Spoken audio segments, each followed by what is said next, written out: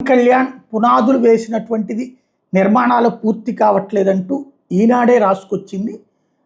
పవన్ అన్న పునాది రాయేసినా పట్టించుకోరా అంటూ రహదారి నిర్మాణాలకు ఉప ముఖ్యమంత్రి పవన్ కళ్యాణ్ శంకుస్థాపన చేసిన పనులు మొదలు కాకపోవడంపై అల్లూరు సీతారామరాజు జిల్లా అనంతగిరి మండలం మడ్రేబు దాయర్తి గ్రామాల ఆదివాసులు ఆందోళన బాటపట్టారు.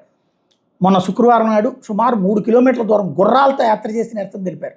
సిపిఎం జిల్లా కార్యవర్గ సభ్యుడు కె గోవిందరావు గిరిజనులతో మాట్లాడుతూ అనంతగిరి మండలంలో పెనకోట, పెదకోట, జీనబాడు పంచాయతీల పరిధిలోని 11 పీవీటీజీ గ్రామాల్లో 2500 మంది గిరిజనులు జీవనం సాగిస్తున్నారని పేర్కొన్నారు. గత ఏడాది డిసెంబర్లో ఉప ముఖ్యమంత్రి పవన్ కళ్యాణ్ గుమ్మంతి, రాచకీలం, రెడ్డిపాడు, బల్లగరువు, వాజంగి, పీచుమామిడి, గుమ్మంతి రహదారుల పనులకి శంకుస్థాపన చేశారు.